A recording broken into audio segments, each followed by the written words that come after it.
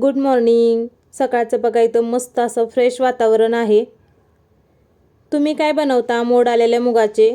नक्की कमेंट करून सांगा. मी तर बनवणार आहे थालीपीठं. चला तर मग आपण सुरुवात करूया. त्याच्यासाठी एक वाटण तयार करून घ्यायचं, हिरवं वाटण. हिरवी मिरची, लसूण, मीठ, जिरं, कोथिंबीर हेच एक वाटण तयार करून घेतलं. आणि आता मोड आलेल्या मुगाचं जाड अशी एक जी भरड काढून घेते.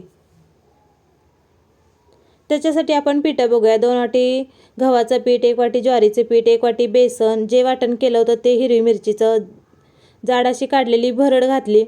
त्याच्यानंतर आता चवीपुरतं मीठ, कोथिंबीर, ओवा, तीळ हे सगळं घातलं आणि थोडंसं मिक्स करून घेतलं. जास्त पाणी घालायचं नाही, कारण मुगामध्ये थोडंसं पाणी असते. थोडं थोडं पाणी घालून असा घट्ट असा गोळा मळून घेतला.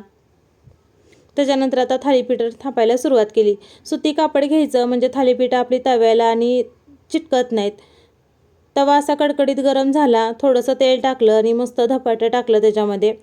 आता इकडून तिकडून भाजते. काही ठिकाणी 2 ठिकाणी भाजतात, पण आमच्या इकडे फक्त एकाच बाजूला भाजतात आणि मस्त खरपूस अशी सगळी झाली. त्याच्यानंतर इथे चवळीची उसळ पण झाली. नाश्ता वाढला आणि स्वराला सगळ्यात आधी नाश्ता दिला. मस्त असा दही, धपाटा, उसळ नाश्ता होता. आता बाकीच्याचं सगळं आवरलं. त्याच्यानंतर मी खाली गेले होते.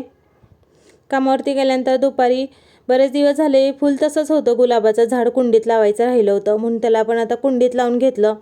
सगळी माती पाणी मिक्स केलं, थोडंसं खत घातलं आणि त्याच्यानंतर संध्याकाळी घरी आल्यानंतर 2-3 दिवस झालं किराणा आणून ठेवला होता. तो काही मला भरायला वेळ नव्हता, म्हणून आज सगळा किराणा स्टोअर करून ठेवला. व्हिडिओ कसा वाटला नक्की कमेंट करून सांगा. चॅनलला सबस्क्राईब करा.